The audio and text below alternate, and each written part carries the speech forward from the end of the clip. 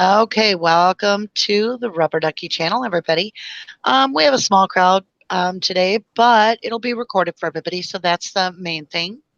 And let's see, who do we have here with us today? Oh, let me mute. That always throws me. I'm always like, oh, God. Bob, Black Sheep says, Bob. Okay, I got that muted. Let me go back. Who's got it not muted? I'm trying to get it. It won't come on until you start it. I know. I can't turn it down beforehand. I know. Hi, Survivor. Hi, Black Sheep. How are you? Good to see you guys. Hi, Lyra. Let me see. I got Bumblebee. You're here with me. I heard you talking. Oh, yeah. Say hi to everybody. Hey, everyone. Hey, Sammy. Sammy in the house. How are you? All right. How are you? Good. And we have a very sleepy Zoe. What time is it there, Zoe? It's 11:20 p.m. That is quite late. So Zoe's already told us if she disappears, she was afraid she was falling asleep because she usually goes to bed a little earlier than this. But we're going to try to keep her awake. We'll see. If she goes to sleep, she goes to sleep. All right, guys. So we just finished MaM. First of all, I want to say thank you to the RD team. You guys are incredible for sticking out all eight sessions, all 8 movies. You guys built the series and helped with the series behind the scenes. I know we were under a lot of pressure to keep our time very consistent. And I just want to say thank you from the bottom of my heart for all the hard work you did. And, as we go forward, I think that set a good standard for us to try to maintain that level. And I see that in the work you guys do every day. So no worries. Thank you. Yeah, you guys did incredible. The graphics, I want to say, are mostly due to Zoe's amazing ability. Between her and I, we did most of the graphics. And Sammy and Bumblebee were a lot of researchers where they would go get data, bring it back, get pictures, bring it back, and stack it up for us. And then we had help also from Lily, who would go find information and bring it back as well. And Dr. Sookman too. So it was quite a team effort, literally. And I think we did a real good job. What we were quite surprised at, myself especially, to me, that threw me was how MaM kind of concluded itself. Because when we got to the point to where trial was about to start, we realized that they were already pretty much convicted in the eyes of the public by the media and those that were feeding the media the information. And so it really didn't matter what came up next because the media had pre-programmed the crowd and the jury pool was poisoned by that. And that was quite a conclusion for us. We had an opportunity. Do we want to dig into a 5,000-page document and do the trial justice? I don't think anybody could do the trial more justice than the 2 ladies, Maura and Laura, that did MaM. Making a Murderer. So we just kind of thought that they had set the bar as good as it needed to be set for the trial. But up to that point, a lot of new information had come up and we wanted to show that. So we did that. But today's talk, the reason we're doing a live is because we wanted to show some of the ways that the media was used to complete this whole pre-trial publicity stunt that they pulled. And it was mainly to the people that were on the media. So let's count them. You can put them in your hand and go 1, 2, 3. You had Sheriff Pagel. You had Ken Kratz. And can you guys think of anybody else that was in front of the media doing news reports that was consistently there? Bumblebee?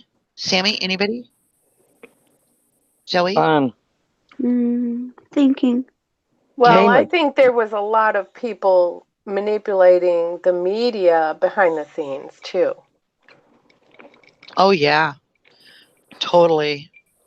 I thought it was interesting. I was viewing a recorded session where you could go take some of these special agent classes that they were teaching about how much they learned from the murder, and they're teaching law students and so forth. One of the things that came up was that when you look up a newspaper clipping, especially now, we can look back and see this. When we would look up a newspaper clipping and it was specifically a specific event, you would get, just off the same 3 keywords, you would get like 4 newspapers, but they were identical articles. So it wasn't one individual writer per newspaper. It was as though one piece of news had been handed out and everybody just read that pre-typed statement. It is. It's called Project Mockingbird. Well, we have proof of that in the Stephen Avery trial. And so I'm going to switch my screen over to the endless tunnels here, the Hall of Mirrors, which I should have done before. Let me see if we can get to the letter here. So what we noticed in the Calumet County Sheriff Department, now I'm going to make this a little bigger. Let's see. Can you guys see the Calumet County Sheriff's Department from the crowd side? It's blurry on my screen. Okay, it's really clear on mine. Can you guys on see? mine too. It's blurry on yours too? No, it's clear on mine. Okay, good. Good. Okay, Sheila. Hi, Sheila Harmon. Yes, she can see it. So we're going to figure out how this media was alerted to the specific events that were used to poison the jury pool, as well as to use prejudice against Stephen and Brendan before trial. So what I got is I've got just a normal Calumet County Sheriff's Department, Gerald A. Pagel, Sheriff, 206 Court Street, Chilton, Wisconsin, just a normal sheet of paper here. We're going to scroll down a little bit, then we're going to get into it.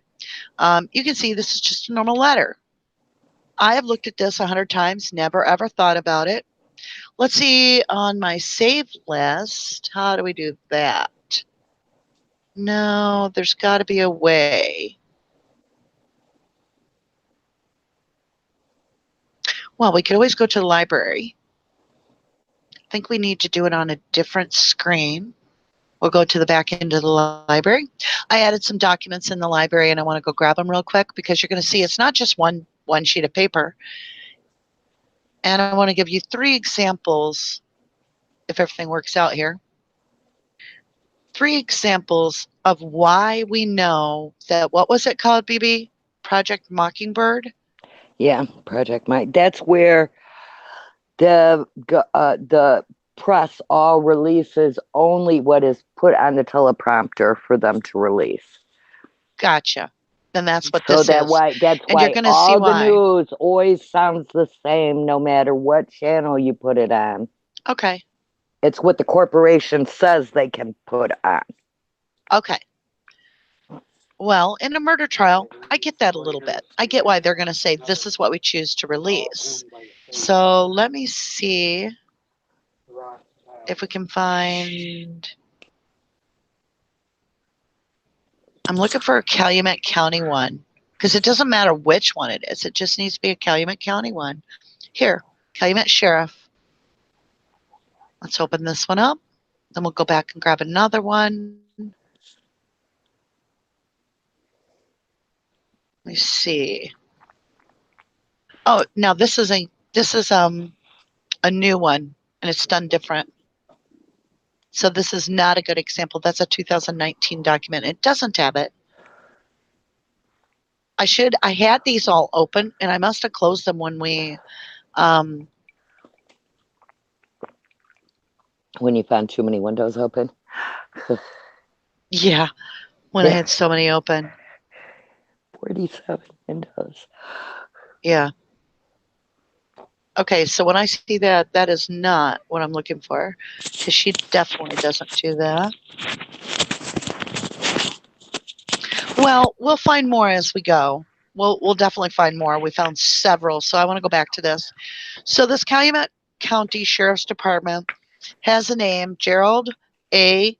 Pagel Sheriff. Then right below it is his captain's name, Paul A. Rouge. Fine.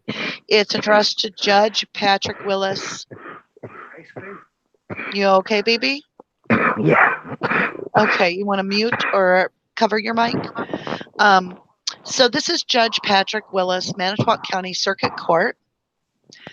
And it's about motion for Stephen Avery not to wear a stun belt in the courtroom.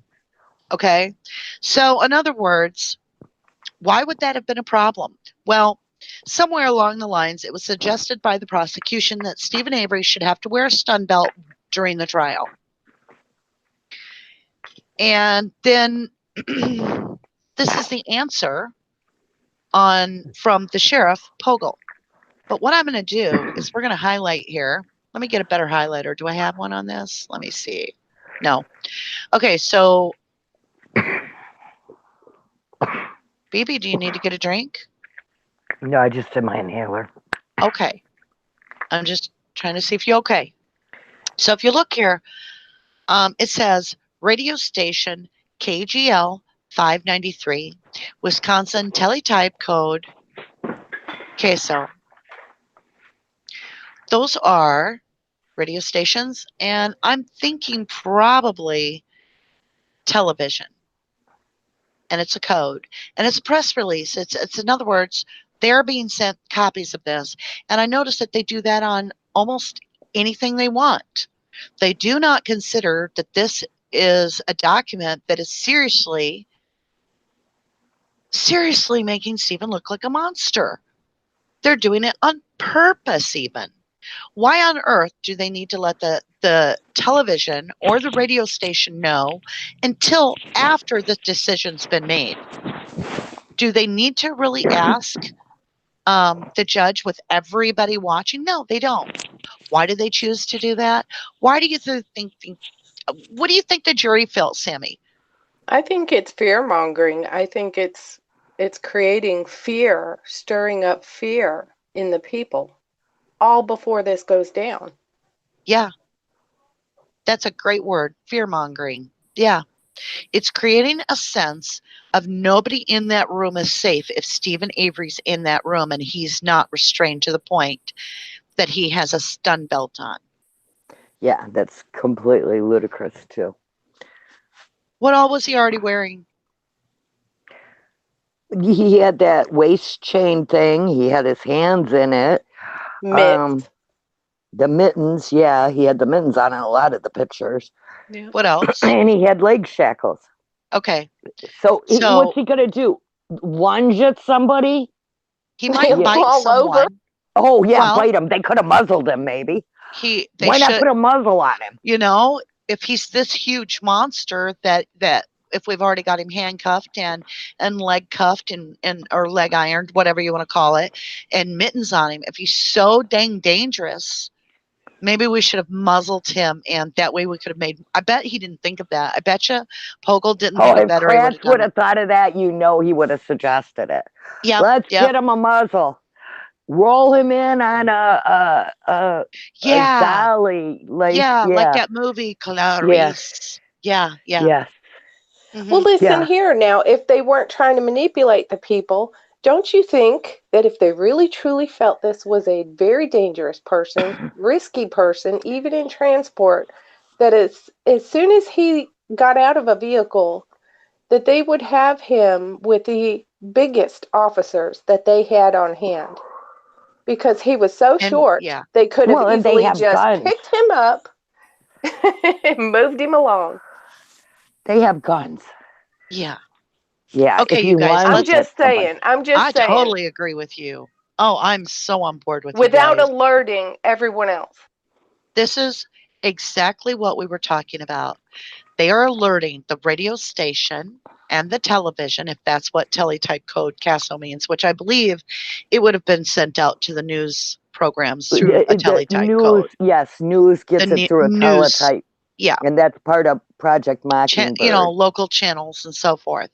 Okay, so this is what's going down. Now, this is a response that should he be wearing a stun belt or not in the courtroom? And the motion for Stephen Avery not to wear the stun belt in courtroom, that's already been submitted. So the defense has said, here's the motion saying he doesn't need to wear the stun belt. Now what we're going to read is the response to that. So January 8, 2007, it's just 2 pages. It'll just take a minute. Judge Patrick Willis, Manitowoc County Circuit Court. So at this point, we're still talking about Manitowoc County making the decisions and pulling the strings. Isn't that interesting? Yeah. Dear Judge Willis, this letter is in response to the motion filed on behalf of Stephen Avery requesting that he not have to wear the stun belt in the courtroom during his trial. As sheriff, I have a responsibility to ensure the safety of everyone in the courtroom. Measures are being taken to make this possible. There are several reasons why I believe that Mr. Avery should wear a stun belt while in court, and they include the following. Seriousness of charge. Mr. Avery has been charged with some very serious crimes, which, if convicted, could lead to extensive incarceration. Mr. Avery has made statements that if convicted, he is not going back to prison. He has also made comments that he needs to get out of here. Propensity towards violence. Several individuals who have been interviewed have commented about his violent temper and causing physical injury to others. These have been included in the other acts motion as filed by District Attorney Ken Kratz. Witness concerns. Individuals who will be testifying against Mr. Avery have expressed concern about testifying and have indicated that they are fearful. These witnesses have been reassured that they will be safe in the courtroom. I bet I know who 2 of them were. Hold on a minute, baby. Let's just read. Threats made towards officer. Mr. Avery, through phone dialogue with his father, has made comments to hurt and disfigure the 2 lead investigators in this matter, Special Agent Tom Fassbender and Sergeant Mark Weger. These 2 officers will be in the courtroom, and their safety, as well as other officers who will be testifying, needs to be taken into consideration. Supporters of Mr. Avery following the squad cars as they were transporting him to court.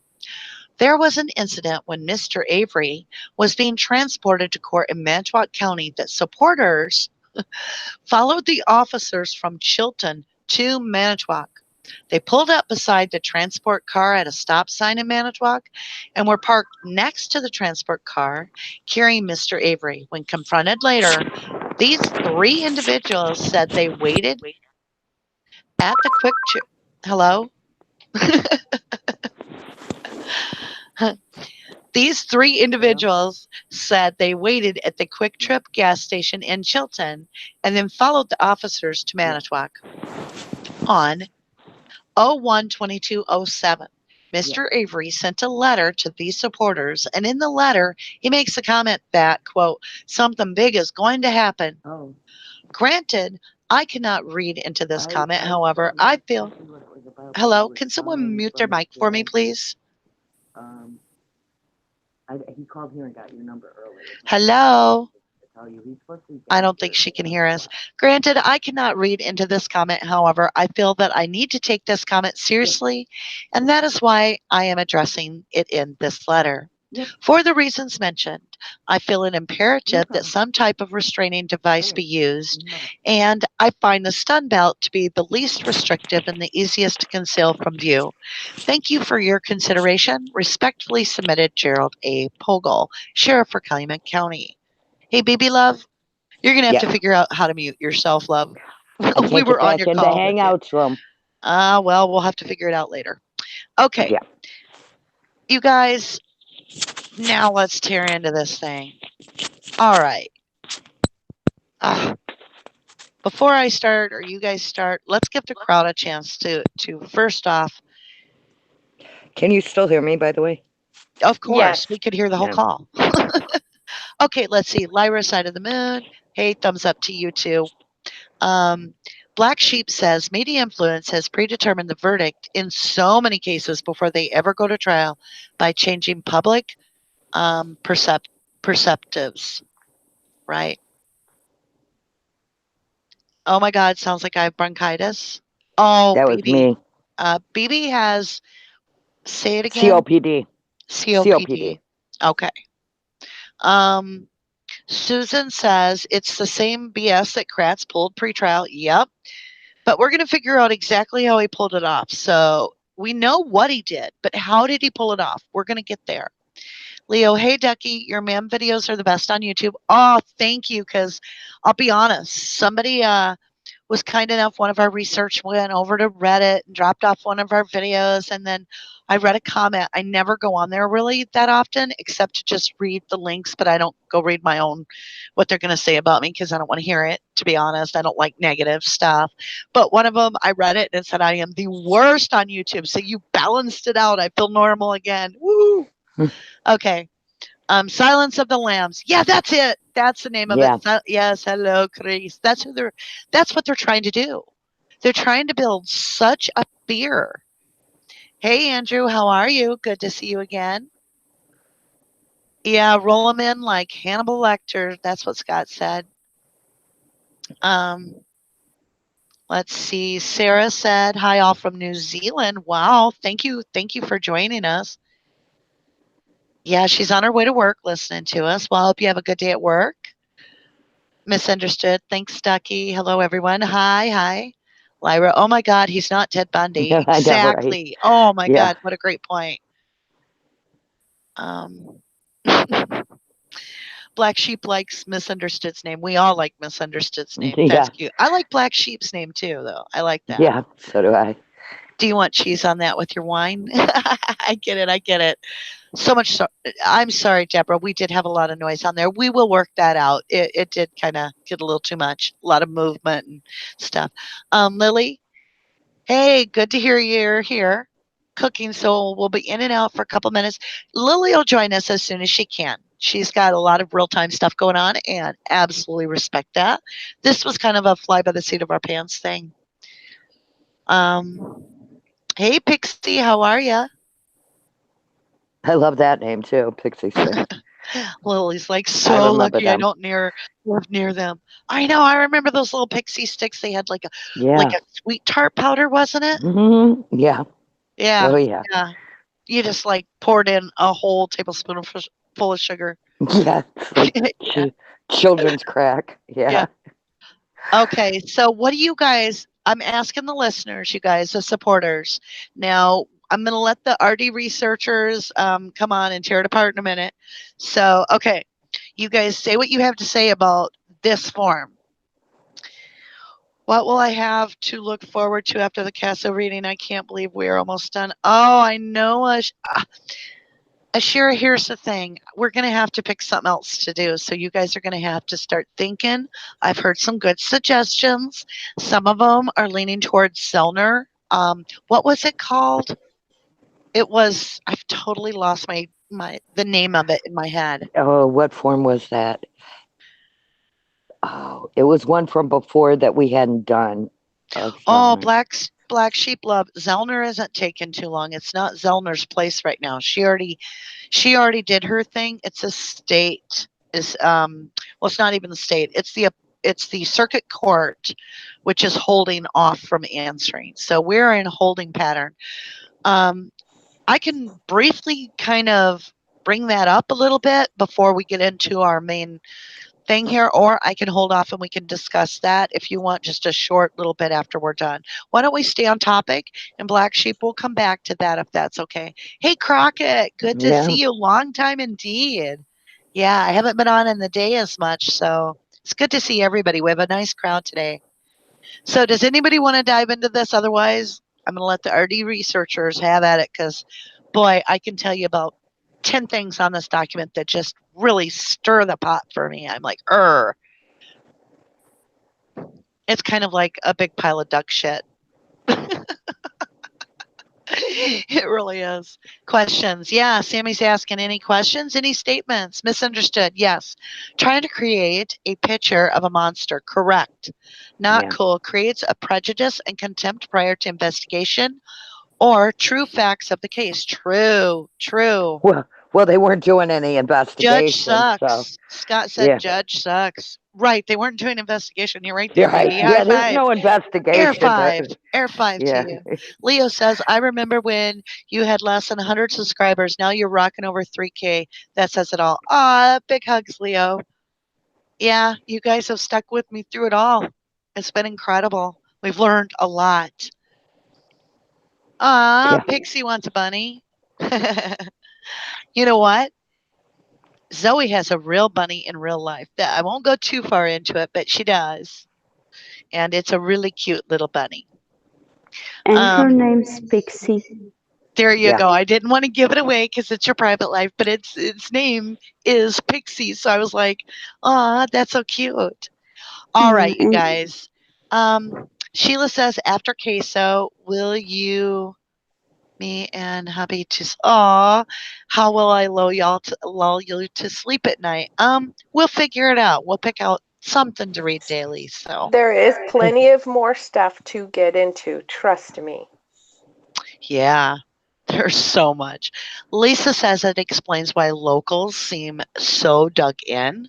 Yeah. Yeah. Well, they They're got being the most intimidated. pollution. Yeah, they got the most polluted news. Propaganda. Yeah. So how do they, it's one thing to say, well, okay, it's propaganda. But then it's another thing when you look at the actual form itself. So let's go back to the letter. So I can't see the chat right now, but we'll come back to it. Right here, it tells you it's being sent, and this is how most of their documents are that pertain to anything that puts Stephen in bad light. They're copying it right to the radio station and right to the news stations. And let's look at this. All right. Seriousness of the charge. When they get down here, Mr. Avery has made statements that if convicted, he's not going back to prison. He has also made comments that he needs to get out of here. Okay, I don't know about you guys, but I'll bet everything I own. Let's let that train go by in case you can hear it, because boy, hold on to the tables. I can hear it. I got the windows open for fresh air. I can bet you there's been quite a few inmates in their time that are waiting trial, and I bet you they may have said, I'm not going back to prison. There's no way I'm doing this. There's no way. It's called denial. It's a normal way you're going to talk. Number two, I need to get out of here. Who wouldn't say that? Well, and he'd just been falsely convicted before, so of course he's going to say those things. That's correct. Already convicted, like you said, baby. 18 years already wrongfully convicted. Is that a true statement? He needs out of there? Yeah. He needs out of there. He still needs out of there. Okay. So now we're going to go towards propensity towards violence. Several individuals have been interviewed, have commented about his violent temper and causing physical injury to others. Where are the police reports? Where are the other charges? Where are the other charges that he's caused physical injury? The injury to Jody? Well, she didn't have any marks on her when she was interviewed, and she said that he drug her all over and tried to choke her to death, and she almost blacked out and all that. So Jody Stachowski was sitting in front of the two investigators at that time. They claimed she had no mark on her, and she refused to press charges and didn't want to investigate it. That's the only time I know of. These other violent outrages, we don't have any police reports on them. So how did it happen? Okay, so that's saying, this is false information right here that's being fed to them. Witness concerns. I want to go here. I'm going here. They don't say anything on the fact that they're worried about Avery hurting them. What the individual witnesses are saying is that the individuals who testify against Mr. Avery have expressed concerns about testifying and have indicated that they are fearful. Is that because of you, Mr. Pagel? Has your people or Manitowoc intimidated them, and that's what's made them very nervous? We have. Oh, BB, take over. I'm so mad at I them. can think of two of them right off the top of my head.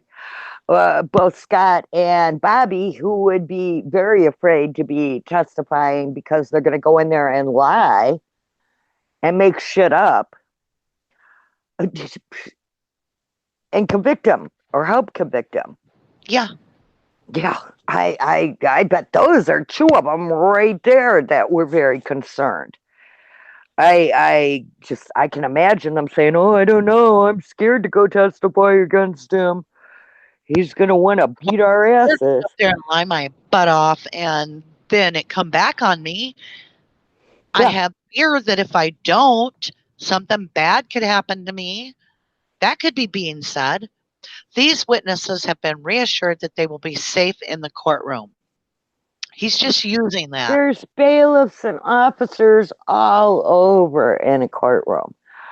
Everybody's seen them on TV now at this point, courtrooms, and everybody has probably had some kind of at least a parking ticket or something and went in a courtroom. How much of a threat do you really think he was when one of those photos depicted online later had a woman, a smaller woman than him, sheriff behind him, watching him? Yeah. If they're that's such a brilliant point, Sammy. If they're so scared, if Calumet County is so concerned that Stephen Avery is this horrible monster that needs to have a stun belt on, why are they putting, Mrs. Doubtfire as the bailiff watching over him or the guard watching over him?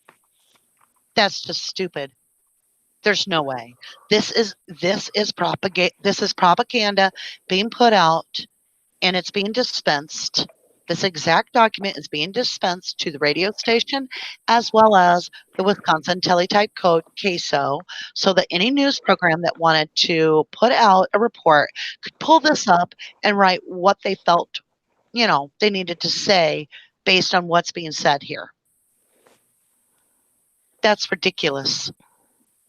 And do you know, it just so happens that just a little archive information, Mr. Pagel used to be a radio DJ.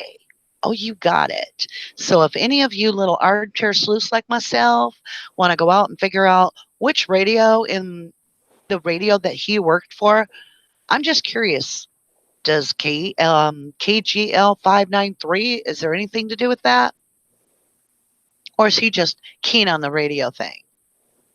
This just irritates the crap out of me. This is how they do it. Okay. Threats made towards officers. Now, you guys, come on. Yeah, they're scared of him. Ooh, I'm a police officer. I'm sorry that on the phone that you two overheard Mr. Avery talking to his daddy about he'd like to rip the face off of Top Fassbender or Mark Wiegert. But to be honest, Stephen, I hate to break you two's heart. If Fassbender, if Wiegert, if you two are listening, I have something to tell you. Stephen Avery is behind bars, so he ain't nothing. But do you know how many of us feel that way but have controlled our temper? So y'all are safe. But I'll tell you something. The truth is, the way that Fassbender and Wiegert behaved throughout this case is so unbelievably not professional in any way. It's humiliating. Well, and if they did that to my nephew, I'd be pissed too. I want to rip their faces off. And that would even be if they weren't getting me convicted by doing that to my nephew. Right. I mean, it's just silly. But I have to giggle. Because I'm sure he did say that. Oh, I would have. If I was being wrongfully convicted again. Yeah. Like you said, when we've looked at these documents and watched this stuff, the interrogation and whatever, we've all felt that. Well, and Tom Fassbender and Sergeant Mark Wiegert, they are the two that before trial handle everything. They're the ones that are in charge of making sure that this case is set up the way it is. So if you're looking at a poor investigation and you think, how the hell this could have got that messed up, You're looking at the two people responsible for how poorly this investigation was run. They are solely responsible for the people underneath them. And guess what? Everybody was underneath these two. That sounds really bad. Okay. Well, sorry. You take it how you want. Yeah.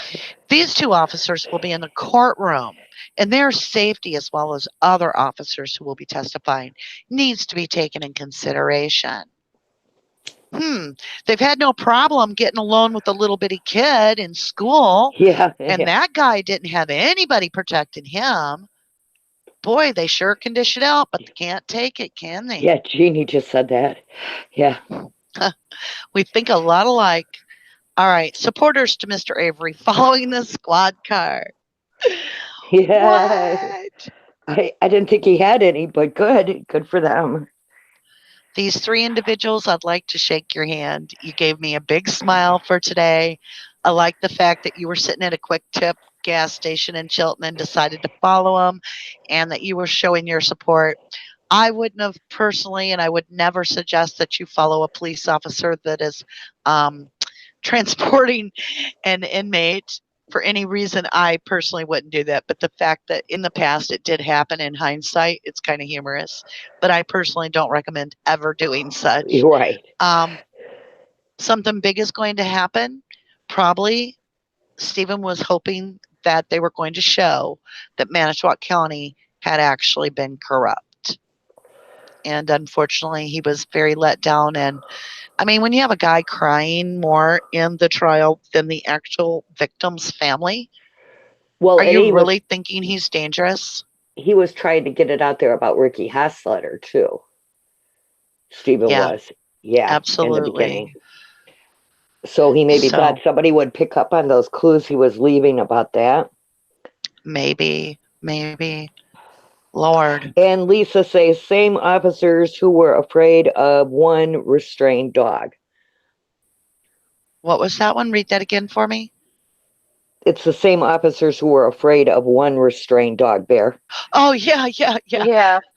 One dog held back the entire murder investigation. For days. Okay, let's back up quite a bit here. It explains why locals seem so dug in. Remember that. Spin doctoring. Great word, survivor. Love that. Spin doctoring. Love it. Sorry, Miss Start. Just joined in. What are we looking at? Okay, Becky, we're talking about how the media was being released. Let me go back to the form real quick. This is the sheriff writing to in response to the motion for Stephen Avery to not wear a stun belt in the courtroom, according to the defense. Now, this is in re of that, and it's actually the prosecution, which is the investigator, Sheriff Pagel, is saying, yeah, he needs to wear this because Stephen's a monster, basically. That he needs a stun belt because otherwise he's going to be, the seriousness of his charge, the propensity towards violence, witnesses are concerned for their own safety, and he's made threats against officers and all this. But what I'm telling you is it was nothing about a stun belt, had nothing to do with that. It had more to do with poisoning the media so that they would go out and poison all the people and feed them this hogwash that it's fear-mongering. It is. And it's getting the media to fear this individual so much so that how do you think the jury is going to feel by the time they get there when they're in that room and they're like, wonder if he's got that stun belt on? Right. I know. That pretty much tells you they're not going to be wanting him running around in society if in a courtroom where he's surrounded by men with guns and Mrs. Doubtfire guarding him, if he still needs a stun belt. They're not going to be like, oh yeah, just release him into the public society. Well, we know from past trials that have taken place or convicts they've had in their custody, and I'm not talking just only about Wisconsin, I'm talking all over this country. If there is so much hype and there is so much fear, generally they do what they can to protect the criminal they have in custody who is going on trial, in even so much as putting on a bulletproof vest because of the fear from the public. And right. in this case, they did not use their biggest, best skilled with defense tactics or mob control tactics or any of that kind of officers. If they had any real, true, genuine fear of this person, this individual they had in custody, being a threat, they would have had this under control so that it wasn't. You don't want to Snipers in the back create row. that.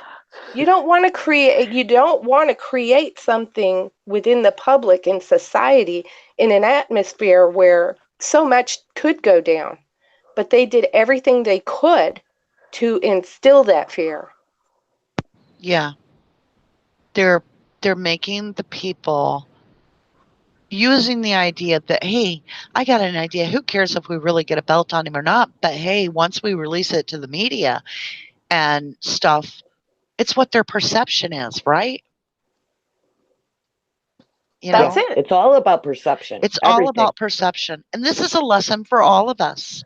How much of what goes on in our life is based on the perception of what the media has shoved down our throat.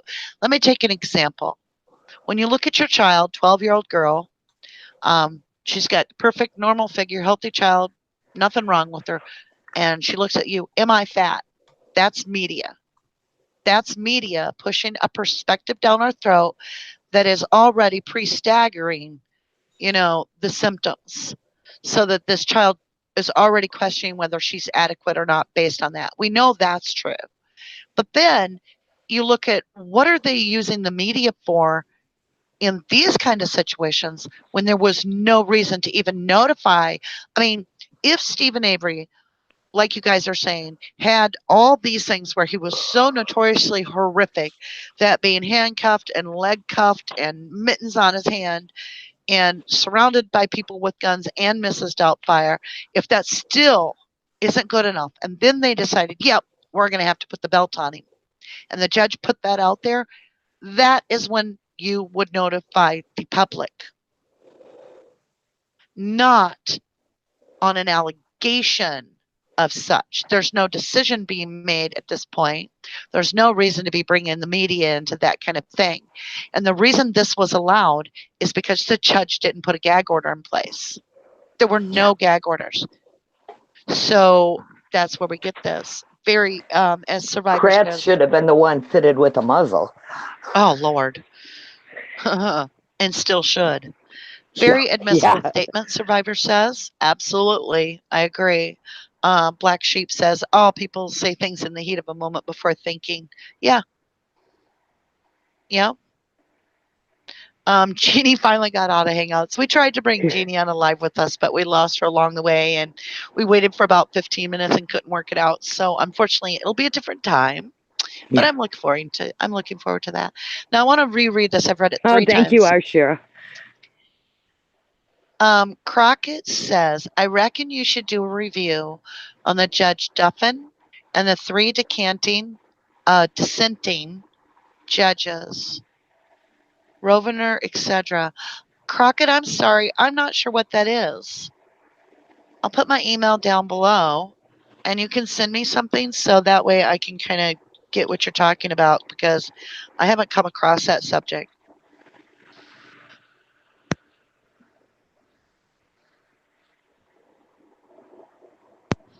Okay. Let's see. I think there was a couple more comments. There's been tons today. Leo. Hey, Leo. He's interested in Cuss Road. That's where you live, baby. Yeah. You're interested in Cuss Road, Leo? Well, you give me some tips on what you want to talk about on Cuss Road, because Bibi lives on Cuss Road, and I visit her a lot there. So you give us some tips on how you want to approach that. Lyra does too. Okay, there's 2 on Cuss Road. We can do that. Yeah, I try not to cuss very hard while I'm here, but it's very hard for me, as Leo you guys says, have noticed. Leo says, think there's a lot more going on there than was kept quiet. Yeah, Black Sheep says Jody was paid off to flip on Stephen. I agree with that. Oh my God, I just seen that interview she gave with the rat poisoning. I fell on that again yesterday when I was out venturing about. And oh my God, you almost could not wipe the smirk off her face the whole time. She had delight. Duper's Delight, yes, over. Duping And I delight. only Yeah. watched a few moments of it, and I had to go away. I just Becky seen it Hatfield last says night. she's an alcoholic that often says things that aren't true, unfortunately. Very true. I agree. We're going to come back to Cuss Road. Let's keep going now. Scott said something. I do not know why the FBI do not get involved. They have to know what the crap is going on. Scott, they were involved. Yeah. I'm sorry to tell you guys, I keep saying FBI was on site, part of the investigation. There's FBI trucks there. I think there's 4 or 5 of them on Cuss Road, by the way. FBI was on site. Eagle has landed the whole 9 yards. You got it. We have them on the sign in and out sheets on some places they don't.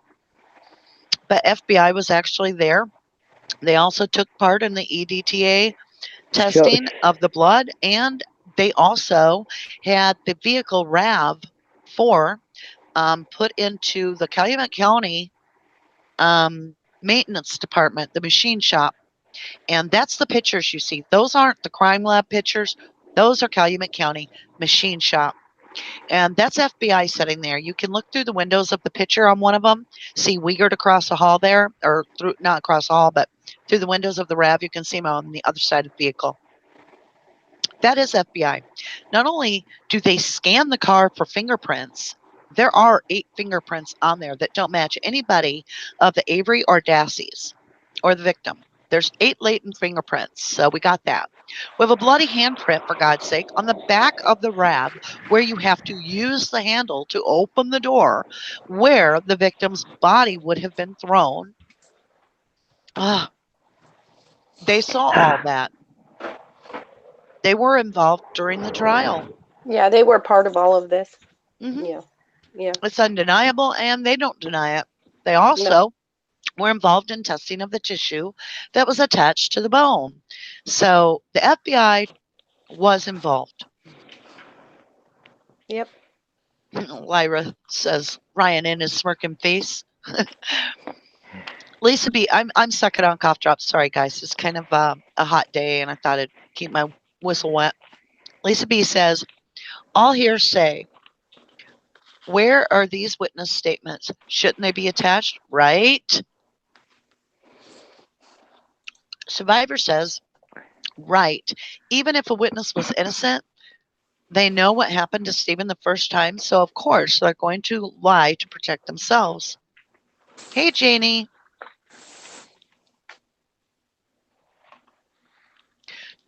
Becky wants to know, do we know why Scott never seems to like Stephen? No, I don't. Do you guys? I know he said that he knew Stephen 2 years prior to this event. That was Scott's interview to the cops, to the law enforcement. I really don't know. I just know he says he knew him for 2 years. And maybe he's mad at him. Steve claims in that phone call he don't even know him. Right. I mean, hypothetically, just a simple theory, if that stuff that Wiegert was picking up or dropping off over there was blackmailing the people that are associated with that residence, Scott would be in line with that. That wouldn't have happened if Stephen hadn't gone through this. So maybe he's resenting Stephen and blaming him for all his problems. Yeah, and not only was FBI involved, but also the Drug Task Force was heavily involved everywhere. They were both on the Avery property and at Teresa's house. Jeannie says, Wiegert and Fassbender, Stephen isn't a 16-year-old they can manipulate. Yeah, you know, it's interesting that when Stephen was picked up this time in 2005, at the time, his lawyer happened to be Walt Kelly. And Walt Kelly was not made aware that Stephen had been arrested because Stephen's name was withheld by the jail and not put on the list of people that had been picked up.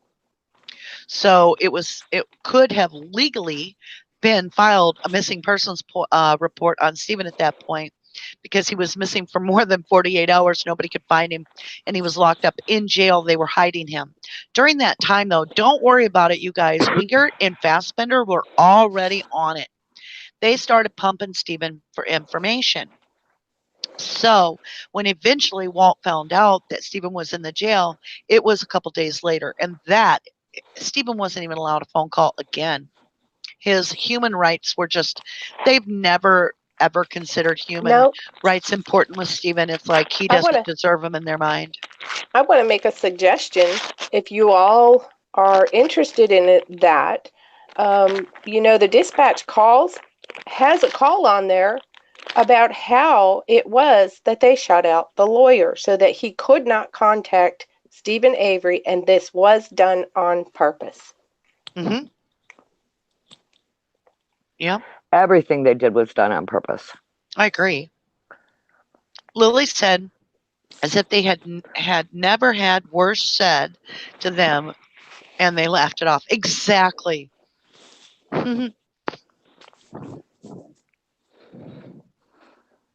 Sheila, I'm surprised they didn't sedate Stephen for public safety. Oh, you guys, I got to tell you, I read a comment the other day on our channel that made me laugh so hard. So we were doing the CASO reading, and I had to do those 2 pages. Oh, Lord, I think they were 703 and 704, where it's the evidence, where they measure from the wall and all that, and they're taking out the paneling. And they literally like taking out part A, paneling B, molding A, molding piece B, molding piece C, the and it was just the wall itself, the carpet, pulling it all out except for in the little closet area. And she made a comment. She's like, is there somebody that's remodeling their house and they're too cheap to go Menards, so they just go to Stevens and need to use everything to remodel their house? Oh my God, it was so funny.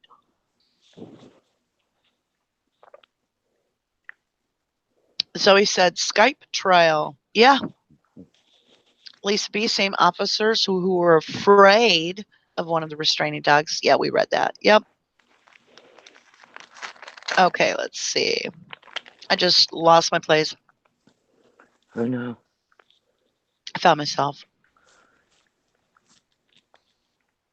Andrew says Brendan's en blanc judges.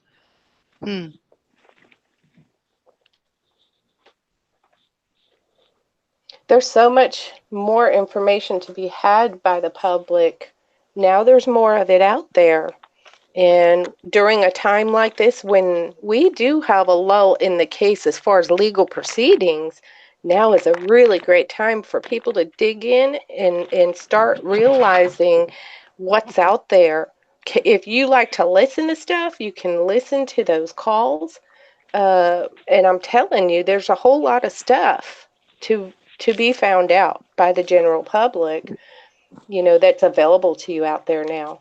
So, yeah, well, hey, I'm just trying to raise a point here because, so much was said and done to try to amplify the public's fear that when I came to realize all of this had been done and said, it really bothered me because I thought anybody in law enforcement that is a responsible individual for everyone's safety, as far as the public and for the incarcerated person, that's important for you to be right smack dab in the middle and use your head in a responsible manner so as not to cause further. You don't want to irritate the public. You don't want anything to happen. But it seems to me like they did the total, complete opposite. They did everything in their power to raise the hype and the emotions of the people into fearing this person. Right. Yeah. Oh, Diane, I'm not going to say your last name. I'll mess it up, and I don't want to do that. It says, this case, who's seen the movie Blazing Saddles?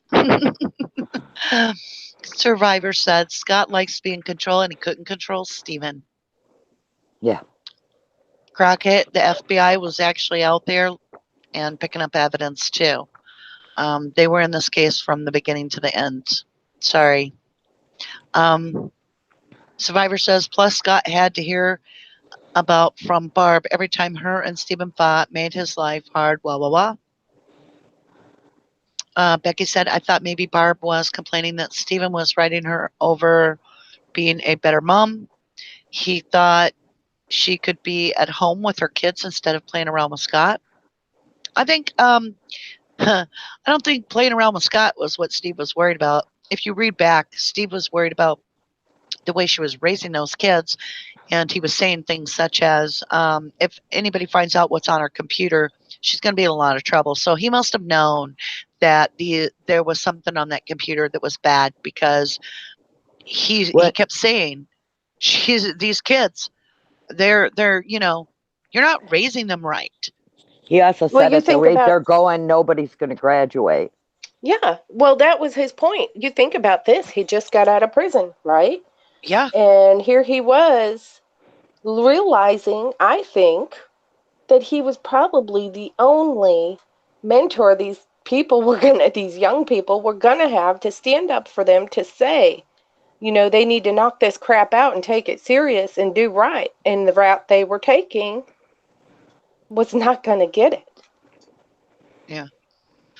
Crockett says, isn't FBI only involved in state matters when corruption of LE is suggested? And it was.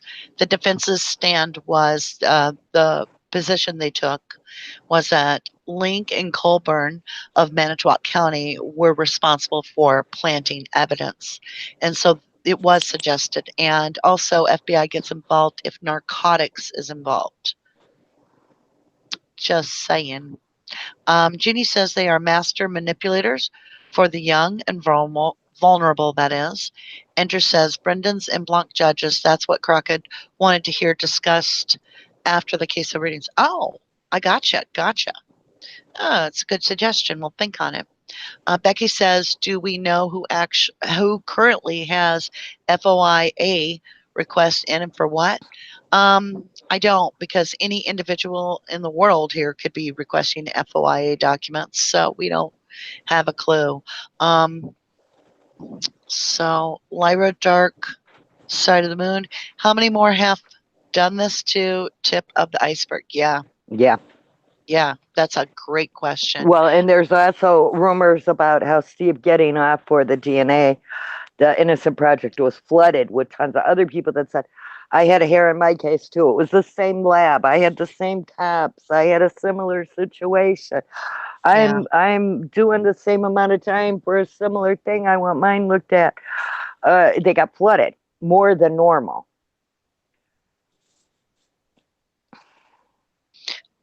Shira asked, was Barb with Steve when he cut his hand?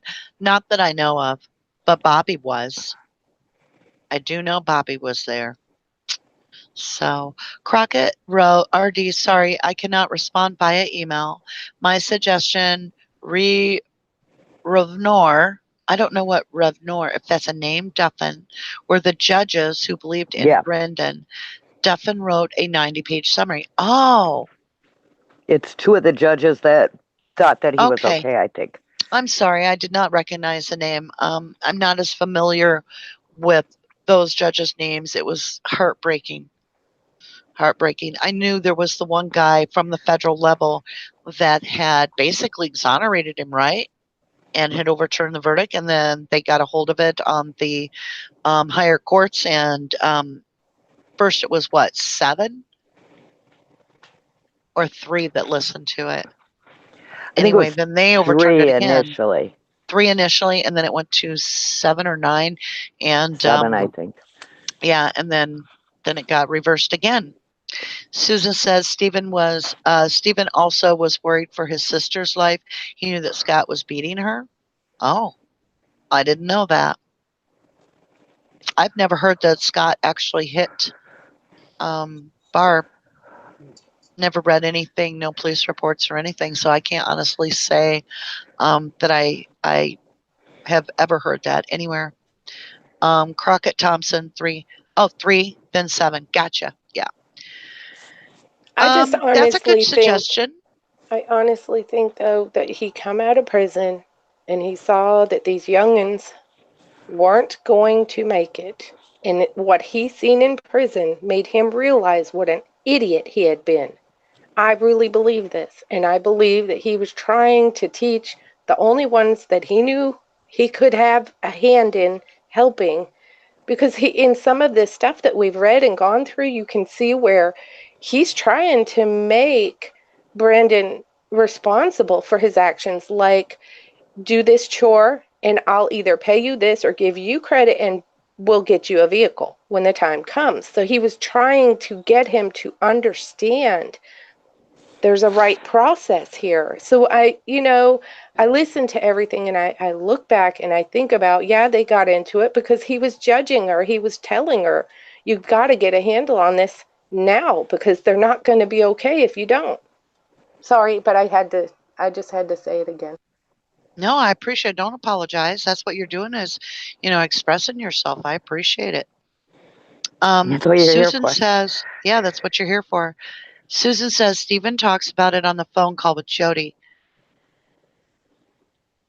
I had not heard that he was striking Barb. Becky says, there was talk in a project group. Yeah, talk about Barb beaten by Scott. So there was talk about it, but like I said, I haven't seen any reports.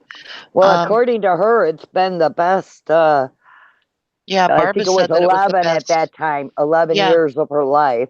Yeah, according to Barb herself. That she's been with him. So since Brendan's been gone, it's been the best 11 years of her life. Right. Crockett says, RD, those judges' opinions are so well written. Yeah, we'll probably will look at that. That'd be a good thing to check into. I'm not sure if that'll be our next read, but we'll definitely look into it. It's a good suggestion. I think we've got about 6 suggestions right now that we're looking into, but we're always open to whatever suggestions you'd like. And then we'll decide on one and we'll go with it. And we'll probably end up reading them all someday. Andrew says, I think you are absolutely spot on, Sammy. Black Sheep said, Stephen also said in a phone call that Barb and one of her sons were involved in incest. Oh, the cops had kept trying to make everything rapey and incestuous. Said it, yeah. It was in the phone call, Black Sheep, but yeah, the police were insinuating a lot of incest going on amongst the family. I think that comes from the mentality of the corruption of the cops, believing that all of them are inbred. It's quite stupid, and they're repeating it amongst themselves, including Barb even says to Stephen, well, believe it or not, they accuse me and you, so. Right. Yeah. Lisa and said they checked the shackles for his mother's DNA. Right. They checked for Dolores's DNA on the handcuffs. When I finally realized that's what that meant, I was like, that's hideous. Right. What do they think? It's just disgusting. I can't make a comment on it. Lisa says, if a man will raise an angry hand to his own mother, no woman in his midst is safe. I agree that if he's going to harm his mother, and we know Scott did do this. Yeah. There used to be a police report on it, but I don't think there is anymore. In the CASO today, the reports were coming from his own supervisor that has known him for, I believe it was 7 to 10 years or something, long time, said that he thought it was very possible that Scott had would be capable of murdering someone. Very possible. That's not real great for your supervisor to feel that way about you after knowing you that long, and to say that to cops that are investigating a murder. You know, that takes some serious confidence in what you're saying during a murder investigation to say that about someone to the cops. Survivor, in that phone call, he asked Barb, what about what he did to his mom? That's when Scott went off and threatened to put him in the ground. Stephen also said Scott, hold on.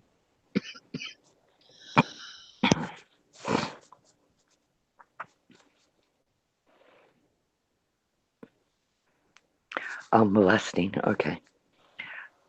Yeah. Threatened to put him in the ground, and Steve also said. Scott said he was molesting the boys. I'm going to go grab a drink, and I'll be right back. So, yeah, I remember that being brought up in the phone call. Yeah, there's nothing ever came of that. Yeah.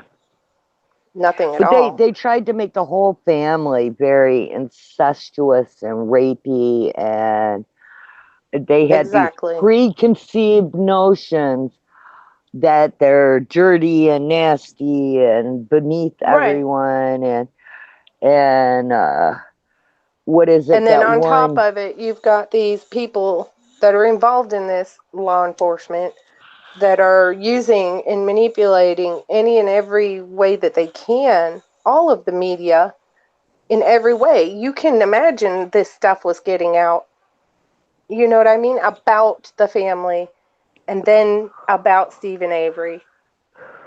I mean, you know how many people must have like shrugged them? Well, and Lynn Meow Kaczynski, his whatever he was, detective or whatever, the one that had Brendan drawing out the picture. Nuts. He also wrote a email to someone saying how bad the whole family tree is and how it needs to be cut down into a stump, and how he thinks Dolores is the ringleader of them all. And so Survivor says, I already read it. Oh, you did the phone call one? Yeah. Okay. And the word was molesting. She re-put it. She says, no one else ever looked at as a potential suspect, all about the money. Ashira says, I wonder who made the call to Scott that made him leave work that same day, and his boss said it was a teen voice. Barb has came on Facebook and admitted that she made the call. I think Barb's mistaken, because Barb actually did call them at work. We found that in the CASO today, but it was when Brendan was arrested. And Scott had made a comment. Hold on. They were talking about the bloody hands. I think Barb is mistaken. Not you, them, Barb. No, I know. Because actually Scott had been asked how many times she had called prior to that in a different text, and he said only once or twice. And so I'm wondering if that wasn't one of the Dassey boys, and I don't think it was Brendan, and I don't think it was Blaine. Well, I think it was Bobby. I think Bobby called, because I do think it was a teen voice. I think it was Bobby. I think he was panicked. I think they found some blood in the laundry. That's what Scott was saying, that some Dassey boys' clothes. He didn't say Brendan. Some blood on the clothes had gotten onto his while he's doing laundry over there. We'll read a couple more comments, and then we'll talk a little bit about Cuss Road, and then we'll talk a little bit about what the holdup is in the court system. That's the comment I was talking about. It's O'Kelly. Okay. Is O'Kelly, Mike who O'Kelly. Is O'Kelly? O'Kelly's the guy that made Brendan do his own version of that's confession. What I said he was. Yeah. Mm-hmm. Yeah. I had him right. I just Mary's here. Hey, Mary. If they had a family tree, KK said it had one branch. Yeah. That's terrible. Okay, so Cuss Road. Well, we do know something happened on Cuss Road, because we have two events that happen on Cuss Road that are recorded in the CASO. One time they find what's thought to be a shallow grave, and everybody and their king's horses all drop what they're doing, and they run over to this grave, and they investigate it. And it's said to be nothing. And they all, a stump in the ground or something. They all dismiss it. They even pull up the crime tape, and they send everybody back. And that's what a lot of people thought was the end of the story. But if you continue to read in the CASO and the reports, they get called right back just a few hours later on Cuss Road, on the Cuss Road area.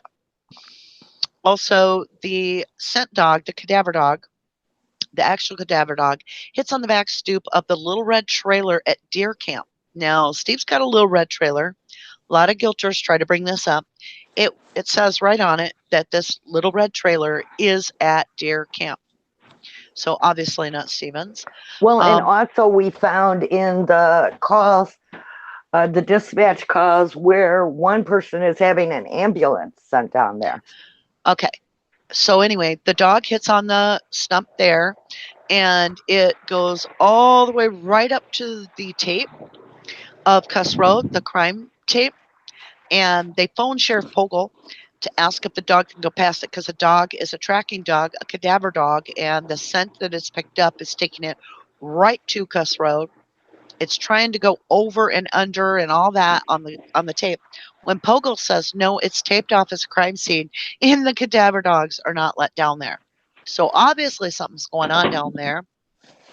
Most of us that have seen any of the Ducky movies that have Cuss Road talk in them, I've showed the picture of the big black scorched mark. And you have to wonder, when they're finding literally evidence down at deer camp, how that all really connects. We do have a theory. Well, I have a very serious theory. Thinking about walking through that theory someday. I think I've locked into my own personal theory on this case, but I'm not sure that that's the right way to go in sharing my own personal theory. But it does involve Cuss Road, and it does involve deer camp. I'll give you that much. Investigate Barb, new mini-MaM. Well, I do think Barb knows a lot more than she's saying. I do not think that Barb did the right thing as a mother. I think she's self-protected, and I think that she has continued to live under the guise of a lie.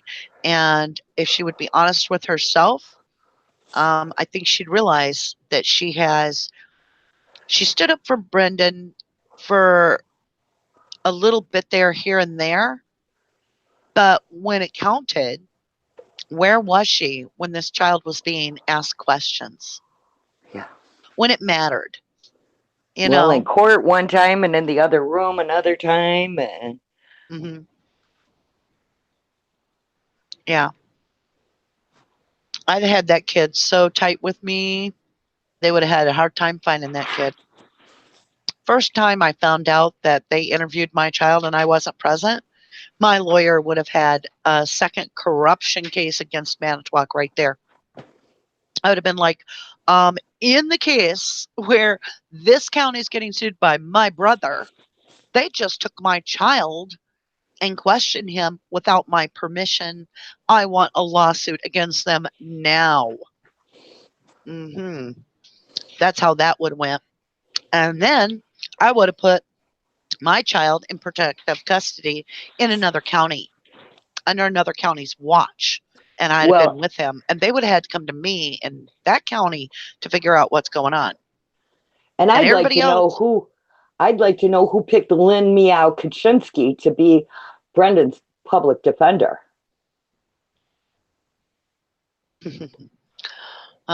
Yeah. How does he get picked as anybody's public defender?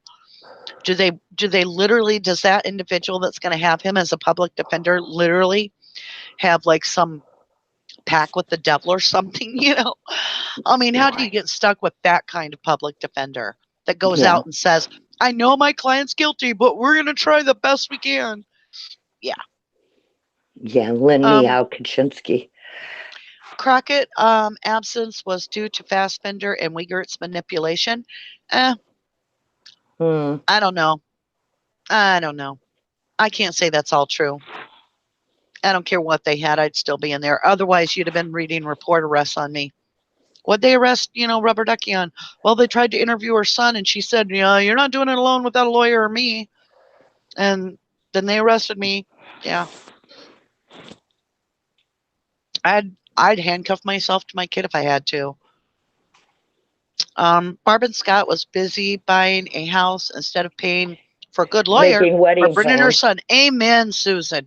You are correct. And making wedding plans. Let me tell you, Crockett, I might be able to see what you're saying on some other way. I know that they did manipulate her, but let me tell you, nobody manipulated Barb to say this on the last 5 minutes she ever saw her son when he was free. While Brendan was sitting there in that room, and they said, "Do you want to give him a hug? Do you want 5 minutes alone with him?" She said, it doesn't matter. Number 2, she went directly into her financial issues of selling a house while her son sat there not knowing what was going on. And Brendan asked, she said, "Do you know where you're going?" He's like, "Where am I going?" "You're going to Juby Hall. That's where you're going, about 43 miles away from here. Just for one night?" That's what he asks. And she doesn't even care to talk with him before they're going to take him her last Crockett, if you get 3 minutes to 5 minutes alone with your son, and you decide to go ahead and talk to the investigator about your financial situation instead of sitting there and holding your son's hand, then you're going to choose to hold your son's hand. Nobody manipulated Barb to lose that last 5 minutes. So for me, there's no excuse for her as a mother, period. Also, we have family friends that have known them. I know them. And they told me well before I got big into this case that even when Brendan was little, Brendan was invisible to Barb, that she literally went trick-or-treating one time and took the kids trick-or-treating. And when they asked her, "Where's Brendan?" she's like, "Oh, I must have forgot him at home." Literally is what Barb had told this family member. And he was little. He wasn't a teenager. So he was an invisible little person in that house. And that didn't just come from one person. And the two people don't even know each other. So I know that Barb was not very attentive. And I know she's not the smartest woman in the world, but hey, I know a lady that has Down syndrome that gave birth to a child, and she's very loving to her child, and she's very protective of her child. I don't think that comes with an IQ. I think that comes from a neglectful parent that puts themselves in a selfish position over the well-being of their and security of their kid. And yeah, survivors got it. It was inconveniencing her. But I respect your opinion that you feel that there may be something more to it than that. And I respect your opinion to feel that way about Barb. I just personally feel that Barb was a very, very neglectful parent on every level I've ever even looked at her in. I have yet to find where I'm impressed with her. And I do have a disabled son. So it's not like if I had a disabled son, I might think differently. I do. Ashira says, "What would this case be like against Stephen without Brendan's story?" There wouldn't be one. There'd be one because of the Rav with the blood. I don't know. I'd love to know, though, because then Brendan would be out at least. Her right was to very, very first time that she found out they were contacting her son, her right, because they had nothing on him, was to take him home and walk out of there with him, period. At any point, she had that opportunity for to say, as his guardian, "Stay away from my minor child," period. They would never have had anything out of him then. Yeah. Yeah, I do agree with you, Crockett. We'll agree to disagree, and I'm fine with that, love. Like I said, you're not the only one, Crockett, that feels that way. There are those that feel that Barb did her best, that the circumstance overwhelmed her, that she wasn't that smart. And I agree, that could be the scenario. There are others that feel Barb was a crappy mom, and then that she just got overwhelmed by the case and so forth. Then there are those that feel that Barb is fully involved and that she knows what's going on or knows more than's being said. I'm on that one. I'm on that. I think Barb knew way more what was going on. My personal opinion, and that's all it is a personal opinion, is that Barb had knowledge of more than she's ever told any of us. And that Scott also was more involved and Bobby was more involved. The well, fact you have that proof. Barb, You have Barb's proof caught in a lie. with the computer and Well, trying to get rid of the porn. let's even talk about the timeline. So Barb's interviews state that she says she went over to Scott's and watched Prison Break. It's impossible because the eyewitness Stephen is on the phone, and at the time he isn't even charged with nothing. He has no idea what's going on. There's no reason for him to lie. He's talking to Jody, and he pins it at 9:20 that Barb pulled out. Well, Prison Break was over before that by 20 minutes ago, and she hasn't even left her house. So she has lied to give her boyfriend an alibi. Now, I'm going to make this point again, and I'm probably going to make it a bunch more. It's one thing to not have an alibi. It's another thing to give a false alibi. If you don't have an alibi because you're sleeping in your bed and nobody was home with you, well, then you're probably suspect. We need to check it out. We need to try to figure it out. But if we find out that you've made up a lie, what that means, and there's no ifs, ands, or about it, what that means is what you were really doing incriminates you so badly that you had to provide an alternative lie to what you were doing. That's bad.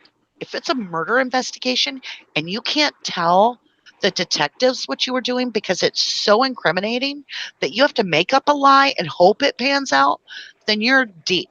You're in deep. Guess who's in deep? Scott Tadich. And guess who covers his alibi?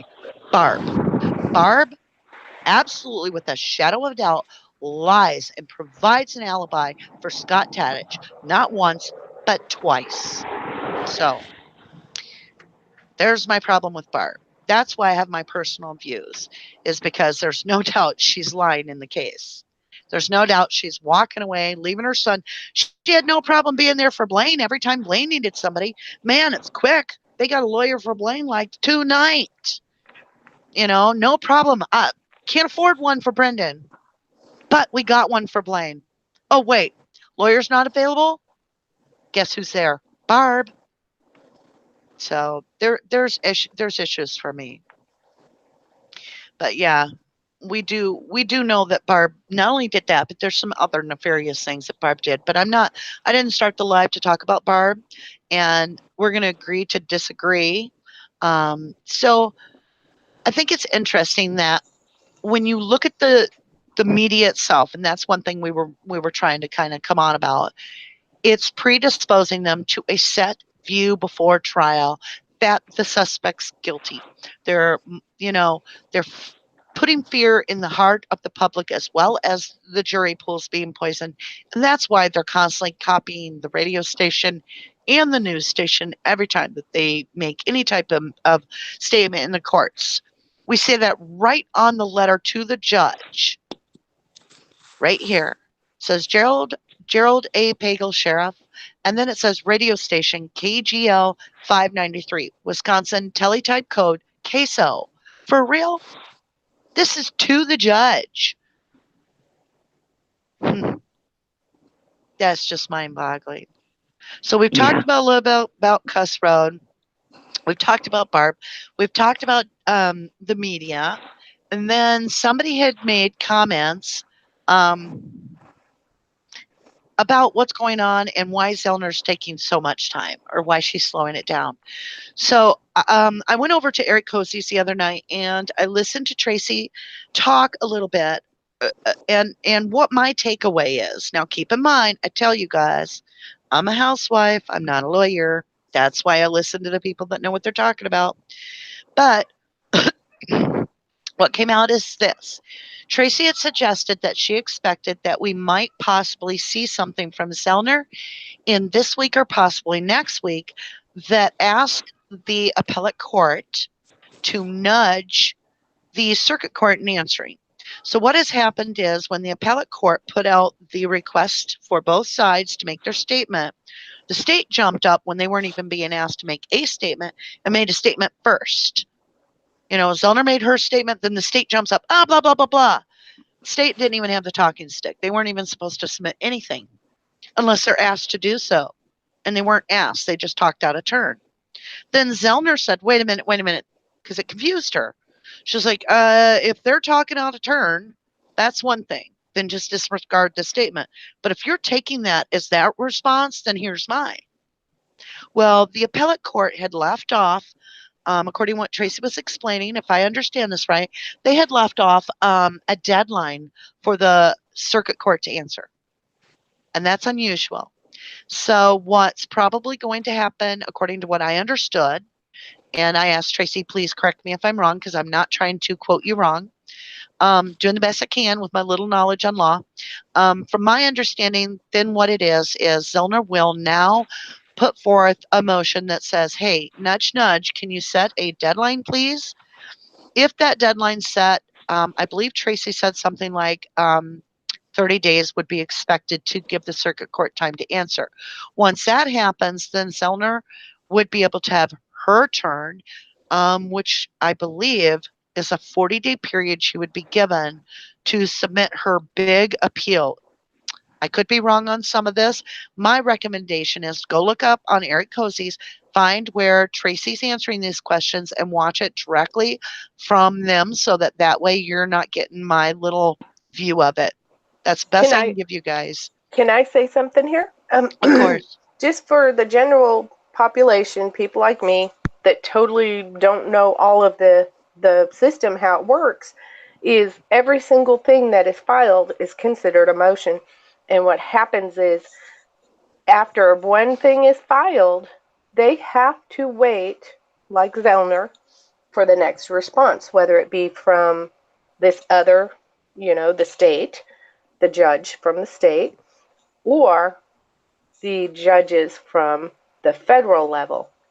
So what happens is she's sitting here and she's waiting because even though she maybe could file something saying, hey, can you put a deadline on this? Guess what? She is speaking out of turn, and that is frowned upon.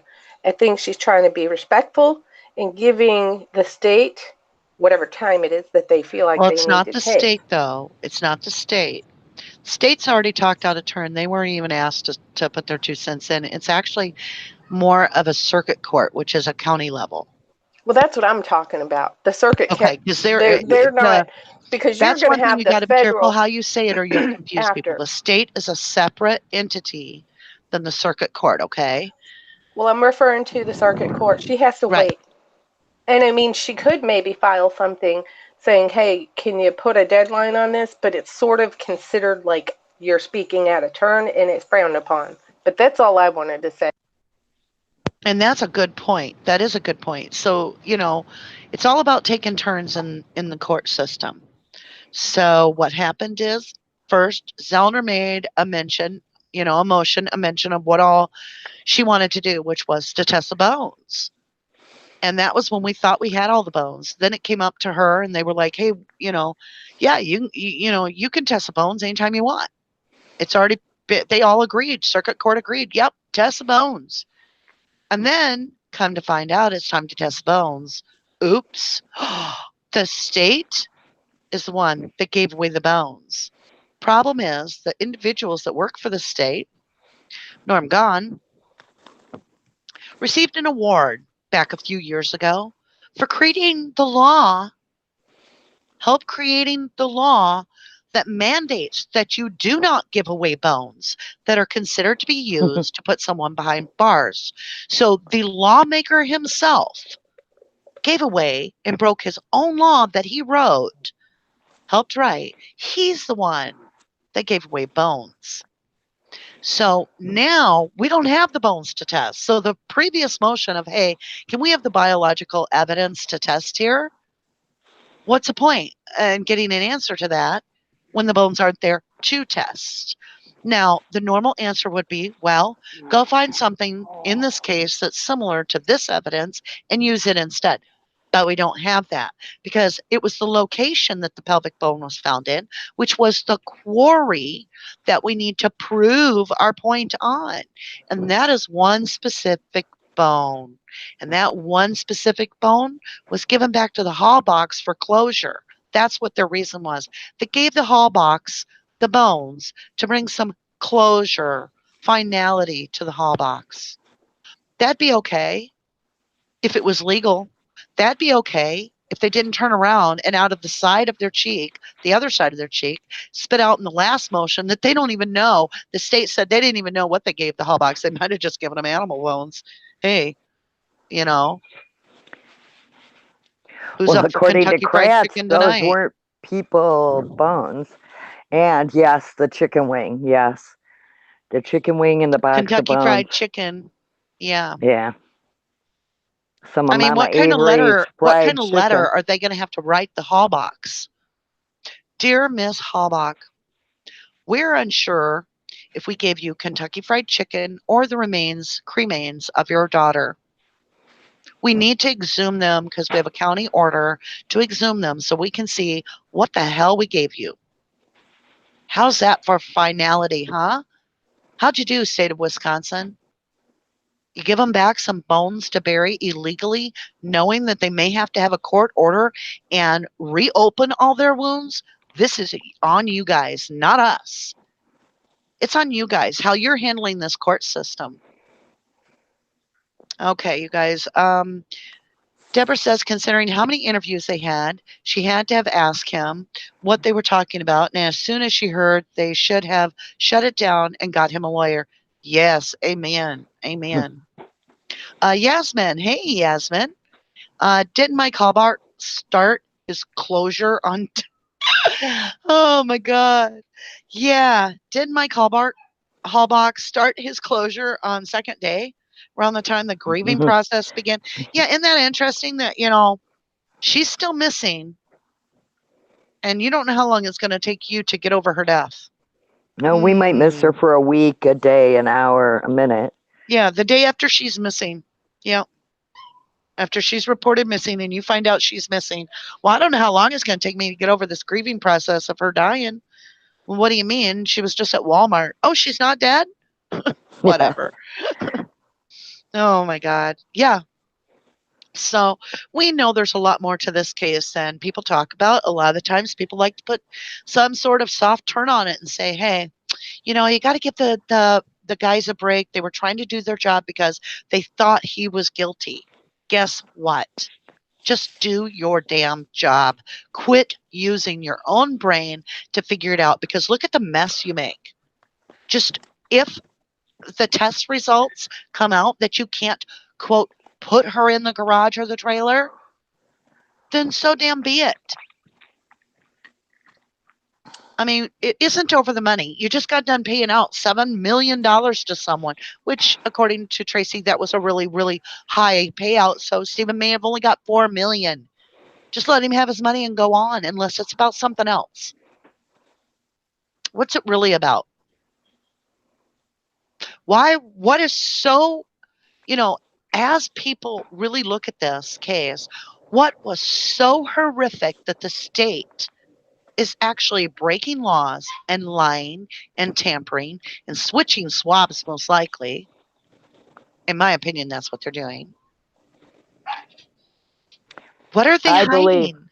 I believe it all revolves around that Sandra incident, his cousin with the gun. I believe he has been targeted ever since then. Well, that I always believed. I believed she was a catalyst for the hatred towards him. I really do think she was a catalyst. State. No, that doesn't believe the state. That there's no, something. They had there's a something lawsuit more to get out from under. Yeah, well, yeah. But you guys really think about it. That's really not it. That's not it. They just gave a guy without even making any publicity at all $7.9 million. So go back, 14 years ago, give Stephen $4 million, call it good, let the guy walk, just like this guy did with 7.9. Are you thinking that maybe would have kind of been admitting wrongdoing? I think they felt that they just did it. They had no problem doing it. They didn't even make a big news press. They didn't contact, the radio station KGL or whatever either. Or if they Was did, we that didn't hear about it. recently? Yeah. Yeah, you see, but back then, I think. They had done it back then, too. They had given awards. It's not the money they're hiding. It's the state crime lab. And I think it's also Schlosser's embarrassment also. I think it's the crime lab. I think Stephen put the light on the crime lab. It had already had many, many mishaps. It had the main manager of the crime lab that was above Sherry Culhane by one, had not done his job for 1 year and checked one result. They had new people working there that weren't even being double checked, that admitted they didn't even know what they were doing. And they're handling whether you go to jail or not, or your family goes to jail or not, possibly for life. I think they were scared to death because Wisconsin doesn't have the Wisconsin Crime Lab. Where's their third-party audit? You don't see that. Hell, if it's an egg processing plant where you might feed an egg to your kid, you've got the plant itself has to do a process that proves that they took the samples. And then they have to collect a sample and take it to a third-party lab where that test result is given out to the person that supplied the egg and anybody else in the public that wants. And then we have to have the government itself, the USDA, come in and scoop up his own sample. We can't, nobody in the eggplant could bring him the sample, because what if what we brought him was from a different lot or something because we didn't want to get caught? Nope.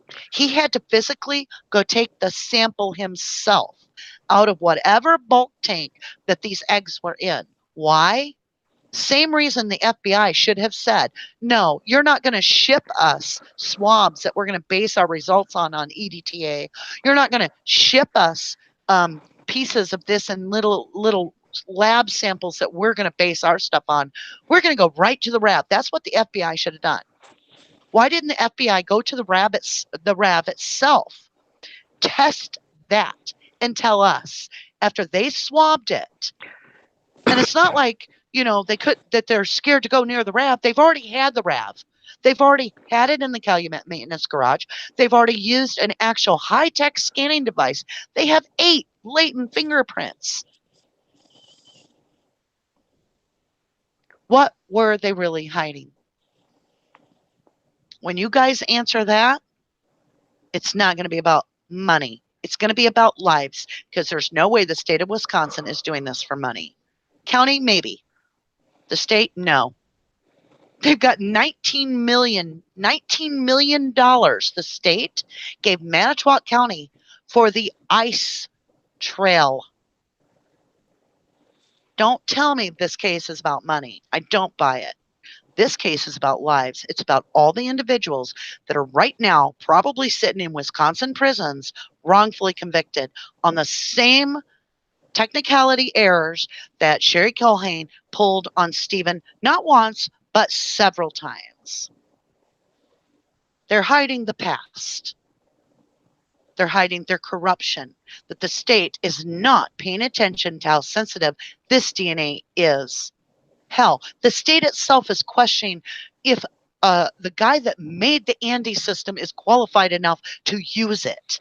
Right, does that tell you what this state really is we have people that are too far behind. We have people grandfathered in without a bachelor's degree managing the crime lab. We have lawyers that don't have to pass the state bar to become a lawyer. Yeah. That's all hideous. We have people that are coroners that can be elected without ever touching a scalpel before that in their life. Nurses it's time sometimes. for the state of Wisconsin. Oh, and by the way, just so you guys know, quit sharing that crap about Wisconsin being in open, that Cole wants us to see about how open, and so you can send your amusing little comments to them, because that's only for the local area. It's not open for the public to read, and nobody can reach it unless they're right sitting on top of that location. Not to mention, you're putting yourself out there when you do that to them. Yeah, you're putting yourself out there saying, hey, I have this personal opinion. Well, and it's only to things that he's been asked to comment on. It's not in general now, thing. Yeah. Mind you, I'm all about expressing yourself. I am. But with this county and this law enforcement, I don't know. Yasmin says, possibly more and more World's Dumbest Ellie edition featuring horrifying classics as The Kid and The Hit and the Run. Ricky Hochletter is one of the saddest cases you can ever imagine. And we know that DCI investigated the same exact individuals, Bushman, Herman, Kasurik, all the same individuals. They were investigating for that 17-year-old's death when he was doing nothing but coming home after eating pizza and playing video games. Hey, it's just a youth, nothing to worry about, right? Anyway, this poor kid is walking home and it's in a snowstorm and he's hit and run and left for dead. And DCI investigated because they were hearing around, there were rumors within the Manitowoc County's own office there at the sheriff's department that one of their own had killed the boy. And Stephen was talking about that before this crap happened.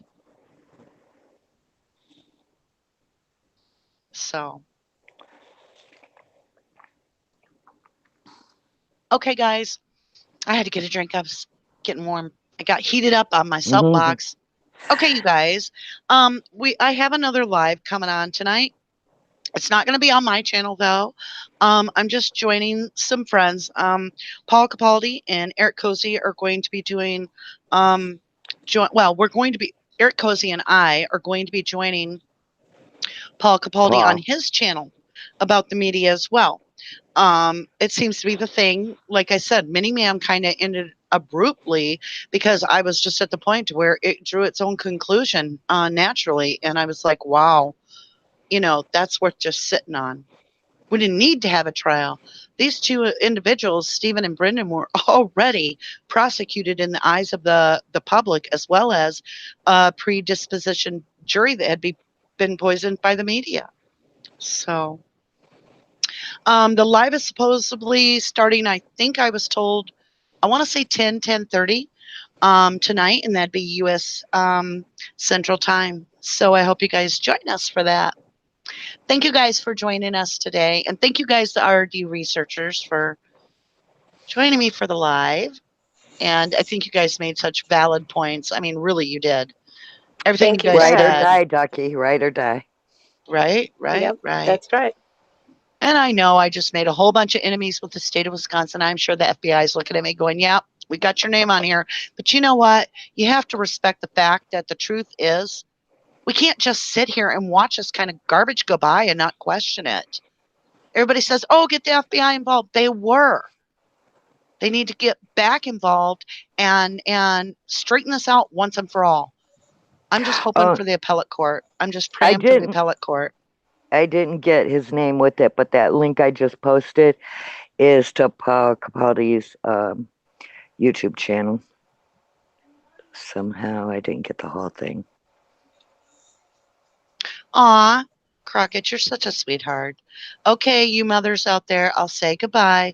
Remember, as a son, I don't think moms are bad people. Aw, I want to give him a hug. Aw. You kind of made me feel bad for Barb now, because I suppose that's how Brendan feels too. But she could have done a lot more. How about that? But I do think, Crockett, that you have a very beautiful way to look at things, and I love that about you. Andrew Mullen says, "Eek, I will watch tomorrow. Bedtime now. Thanks all. You were wonderful." Thank you, Andrew. Sounds good, Jeannie. Sounds good. Thank you too, Lyra. We appreciate all of you coming to be with us. So, all right, guys, shall we take off? Yep. All right. Yes, and we will be in Puddle for a little bit if anybody wants to join us there. I'm doing my little hearts for everybody. Okay, I corrected it. It says Paul Capaldi now. Yeah, please get their name right. No, you don't want to spell my name wrong because it comes out weird. It was just, yeah. It was just a generic link with no name. So. Oh, gotcha. Yeah, I made sure it had one with his name. You're She'll right, be on there Lisa. tonight. We need the U.S. Marshals involved. There you go. They were not involved in the case. Let's get them on board. All right, guys. Much love to everybody. And thank you again. Have a great night. And you're lying? No. Oh. If you didn't do the crime, you shouldn't do the time. Very good, guys. Thank you. Bye now. Bye, guys. Okay.